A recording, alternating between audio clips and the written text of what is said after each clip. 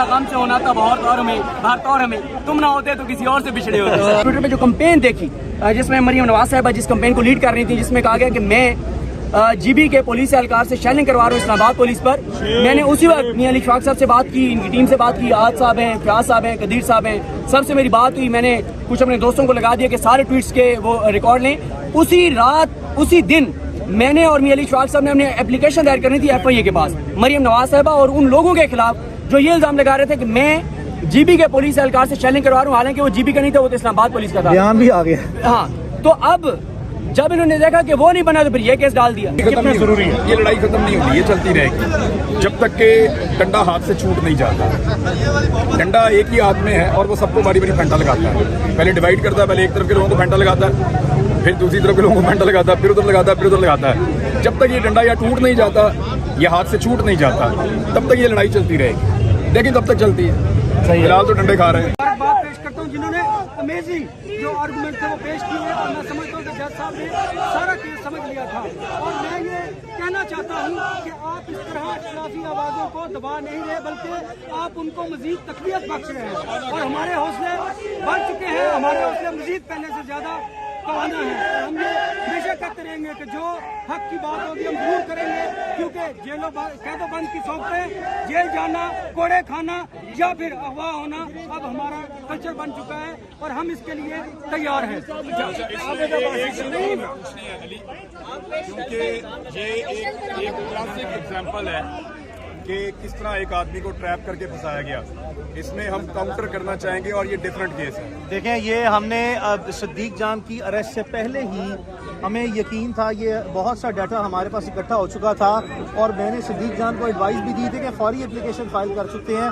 लेकिन हमें पता था कि हमारे पास मजीद बहुत सा और डाटा इकट्ठा होगा कि जिस तरह इन्होंने मिस रिप्रेजेंटेशन ऑफ फैक्ट्स किया है और miss interpretation of the entire scenario video को किया है। इस पर यह क्लासिकल केस है, prevention of electronic crime act.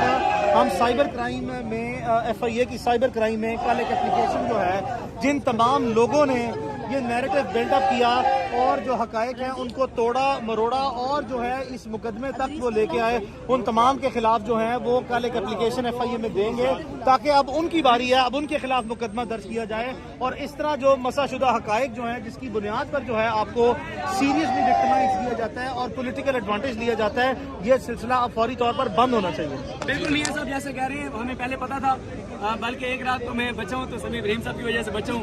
मैं ऑफिस के बाहर ही वॉक कर रहा था 12:15 बजे, तो समी इब्राहिम साहब ने मुझे कॉल की 5-6 रोज पहले और पूछा कहाँ हैं आप। मैंने कहा मैं सर बार वॉक कर रहा हूँ। वॉक खत्म करो, फौरन यहाँ से गायब हो जाओ, टीम जो है तुम्हें गिरफ्तार करने के लिए जुर्माना हो चुकी है। फिर 2-3 दिन में बच गया, हाई कोर्ट से हमने रजू किया और पूछा कि मेरे खिलाफ FIA में पुलिस में अगर कोई मुकदमा है तो बताएं, मैं फेस करने को तैयार हूँ। तो बहरहाल गिरफ्तार तो होना था, वो है ना कि आशना गम से होना था बहुत और हमें तुम ना होते तो किसी और से बिछड़े होते। अच्छा, मैं एक और बात करना चाहता हूँ, ये सारे नामालूम जो है बुरे नहीं है, कुछ नामालूम हमें बता देते हैं जो टीम निकल आई है, तो उनका बहुत बहुत शुक्रिया। और अक्सरियत ऐसे नामालूम है जिनके दिल साफियों के साथ धड़कते हैं, आजादियों के साथ धड़कते हैं और जिनके दिल। क्या कहना चाहेंगे आप? कि आपको कोई किरदार नहीं था। जाहिर सी बात है, मेरा सिर्फ कसूर ये था कि मैंने उनको कहा कि मैं सिद्दीक जान हूँ। दूसरी बात सिद्दीक जान है बिल्कुल, और दूसरी बात ये है कि मैंने अभी जो है अपना एक शेर पढ़ा, वो टूटा फूटा है, ठीक है। इस जुल्म की बात ही क्या, इस जुल्म की औकात ही क्या, बढ़ता है तो मिट जाता है। तो आपने देखा क्या था? मेरे पे इल्जाम ये था कि मैंने पुलिस वाले पे हमला किया, शेल छीने, बंदूक छीनी, ठीक है।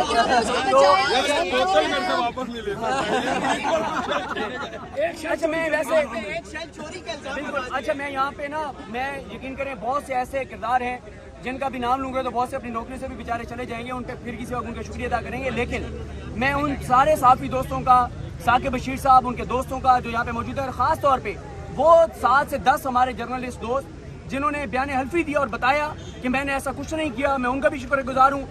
जिन लोगों ने ट्वीट्स किए, जिन्होंने आवाज़ बुलंद की, जो साथ खड़े रहे, मैं सबका शुक्रगुजार हूँ। एक एक का नाम नहीं लिया जा सकता, तो सबका इंशाल्लाह शुक्रिया अदा करता हूँ और शुक्रिया अदा करेंगे। बाकी ये है कि मुझे जेल जाके और हवालात में जाके पता चला कि इतनी बात नहीं है। जो चीज समझने वाली जरूरी है, हमें ये बताएं आप अंदर चले गए, बाहर आ गए, आपके काम करने में क्या फर्क पड़ेगा? सुनाओ जी। मेरे काम करने में ये फर्क पड़ेगा कि पहले देखते थे जेल जाते हैं, ये होता है, वो होता है, हवालात में जाते हैं, कहीं ना कहीं आपके जहन के किसी इलाके में इस समय एक होता है कि आप जा सकते हैं, लेकिन मैंने आपको बताया जाके पता चला कि अच्छी जगह है। अच्छा, कोई इन्वेस्टिगेशन में उन्होंने शल का सवाल किया? देखिए, मुझसे शल का सवाल तो बिल्कुल हुआ और कहा कि आपके ऊपर इल्ज़ाम ये है। देखें समी साहब, मैं उस पुलिस एहलकार की भी मजबूरी समझता हूँ जिसके साथ हमने इंसानियत के नाते भला किया, उसकी जान बचाई, उसको ऊपर लाए, वही मेरे खिलाफ कंप्लेंट बन गया कि मैंने उसके ऊपर हमला किया। मैं उसकी मजबूरी समझता हूँ, मुझे उससे कोई शिकवा नहीं है, क्योंकि मुझे किसी का हो सकता है उस बेचारे को पता ही ना हो कि उसकी तरफ से एप्लीकेशन दे दी गई है या उसने अपनी नौकरी बचाने के लिए भी किया, तो मुझे उससे कोई शिकवा नहीं है। असल बात यह है कि समी साहब, इमरान रियाज साहब, अनवर भाई, सुबह जब मैं जागा था 18 को जब हम यहाँ से गए और 19 को सुबह मैं जागा, जैसे ही मैं जागा मैंने ट्विटर पे जो कैंपेन देखी जिसमें मरियम नवाज साहिबा जिस कैंपेन को लीड कर रही थी, जिसमें कहा गया कि मैं जीबी के पुलिस एहलकार से शेलिंग करवा रहा हूँ इस्लामाबाद पुलिस पर, मैंने उसी वक्त मियां अली शफाक साहब से बात की, इनकी टीम से बात की, आज साहब हैं, फयाज साहब हैं, कदीर साहब हैं, सबसे मेरी बात हुई। मैंने कुछ अपने दोस्तों को लगा दिया कि सारे ट्वीट्स के वो रिकॉर्ड लें। उसी रात उसी दिन मैंने और मियां अली शफाक साहब ने अपनी एप्लीकेशन दायर करनी थी FIA के पास मरियम नवाज साहिबा और उन लोगों के खिलाफ जो ये इल्जाम लगा रहे थे कि मैं जीबी के पुलिस एहलकार से शेलिंग करवा रहा हूँ, हालांकि वो जीबी का नहीं था, वो तो इस्लामाबाद पुलिस का था। बयान भी आ गया। हाँ, तो अब जब इन्होंने देखा कि वो नहीं बना तो फिर ये केस डाल दिया। ठीक है, तो एक हम जरूर कहना चाहते हैं, इमरान बाबा से बुलंद कहना चाहते हैं, अदलिया आपका बहुत शुक्रिया, चीफ जस्टिस ऑफ पाकिस्तान आपका बहुत शुक्रिया, जवाद साहब जो एंटी टेररिस्ट कोर्ट के जज थे उनका भी बहुत शुक्रिया,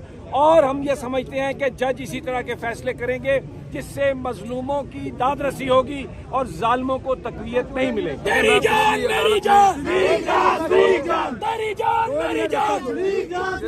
आखिरी ये जहर के टोटे आ गए शुगर के बारे में। आखिरी अदालत में जब हम गिरफ्तार हुए ना, तो वहाँ पे मैं और अली वहाँ पे थे, तो मैंने जज साहब को कहा था कि हम दो भरोसों पे बोलते हैं, एक अल्लाह के भरोसे पे और एक अदालत के भरोसे पे। तो हमारा भरोसा मत तोड़िएगा, हमें अदालत से उम्मीद रहती है और अल्टीमेटली आखिर में जाके जहाँ से भी हमें इंसाफ मिलता है वो ये अदालत होती है। ये एक पॉजिटिव चीज है और उम्मीद की किरण भी यही है। और जो लोग ये गिरफ्तारियां करते हैं, ये फसाइयत करते हैं, उनको ये बात समझनी पड़ेगी कि ये ज्यादा देर नहीं चलेगा, ये कहीं पे आपको रोकना पड़ेगा, ये काम भी नहीं करेगा। अच्छा, ये आबिद अब्बासी साहब से भी बात कर ले। आबिद अब्बासी आगे आए, ये भी RIUJ और पिंडी सांबा के साथ बहुत काम किया इन्होंने, सबने काम किया। बहुत शुक्रिया तमाम दोस्तों का जो आज यहाँ पर तशरीफ लाए, गुज़श्ता रोज भी तशरीफ लाए। ये जेल, ये अटकड़ियाँ, ये मुकदमात जर्नलिस्टों का रास्ता नहीं रोक सकती। मैं सदीक जान की हिम्मत को, उसके हौसले को दाद देता हूँ। और आज यहाँ पर जो शख्स मौजूद हैं, जिस कदर समी इब्राहिम साहब, अनवर रजा सदर national press club, Imran Riaz साहब और तमाम तर दोस्त जो मियां इशफाक खास शाहिद असलम साहब और मियां अली शफाक, जिसने भरपूर अंदाज से इस केस को लड़ा, गुज़श्ता रोज जिस तरह दलाइल दिए, और किसी भी जर्नलिस्ट का कोई मसला होता है तो वो मैदान में आ जाते हैं। मैं उनकी जुर्रत को भी सलाम पेश करता हूँ। मैं अपने भाई सदीक जान को कि वो जिस हिम्मत और हौसले का उनने मुजाहरा किया, इससे तमाम जर्नलिस्टों को हिम्मत मिली है। हम कई दहाइयों से आज़ादी सहाफ़त की जो जंग लड़ रहे हैं, वो मुसलसल आज भी इस जमहूरी दौर में आमराना सोच के खिलाफ आज भी डटे हुए हैं। मैं अदलिया का इंतहाई मशकूर हूँ कि जिन्होंने इस हक़ाइक़ की बुनियाद पर केस को मेरिट पर सुनने के बाद इसको खारिज किया और सदीक जान की रहाई मुमकिन हुई। जी अनवर रज़ा, आप कुछ कहना चाह रहे हैं? बहुत शुक्रिया। मैं एक बात करना चाह रहा हूँ दोस्तों, हमारे लिए बिल्कुल ये खुशी की बात है कि सदीक जान हमारे दरमियान है, और हम इस बात का इरादा भी करते रहे कि तारीख रात छट जाएगी और सदीक जान हमारे दरमियान मौजूद होंगे। लेकिन ये बड़ा संजीदा मामला है कि ये इस मामले को पूरी सिचुएशन समझाई और ये जो लिख कर दिया बहुत शुक्रिया। सो ये जो जर्नलिस्ट प्रोटेक्शन के हवाले से एक नई मूवमेंट है, और इसमें जो आपने डिजिटल मीडिया का जिक्र किया है, तो आप क्या समझते हैं कि ये आज़ादी सहाफ़त के हवाले से इससे पहले भी तंजीमों का रोल रहा है? लड़ाई खत्म नहीं जरूरी है, ये लड़ाई खत्म नहीं होगी, ये चलती रहेगी जब तक के डंडा हाथ से छूट नहीं जाता। डंडा एक ही हाथ में है और वो सबको बारी बारी फंटा लगाता है। पहले डिवाइड करता है, पहले एक तरफ के लोगों को फंटा लगाता है, फिर दूसरी तरफ के लोगों को फंटा लगाता है, फिर उधर लगाता है, फिर उधर लगाता है। जब तक ये डंडा या टूट नहीं जाता, ये हाथ से छूट नहीं जाता, तब तक ये लड़ाई चलती रहेगी। लेकिन तब तक चलती है, फिलहाल तो डंडे खा रहे हैं। लेकिन साफियों ने ये जो अपनी आवाज उठाई और सदीक जान को देखिए जब सारे इकट्ठे होकर मार खाते हैं ना तो थोड़ी दर्द होती है, जब अकेले अकेले को मारते हैं तो ज्यादा दर्द होती है। बिल्कुल जी, इकट्ठे होकर मार खा के सियासतदानों ने तो इतने सालों में सबक नहीं सीखा, सहाफी जल्दी सीख गए। सियासतदानों को भी सबक सीखने नहीं दिया गया। ये डिवाइड एंड रूल की एक पॉलिसी है, इन्होंने आपस में लड़ाओ तो समझ ना आते हो। और मेरे ख्याल में हमें आपस में बहुत इख्तलाफ रखना चाहिए सहाफियों को, एक दूसरे के नुक्ता नज़र से शदीद इख्तलाफ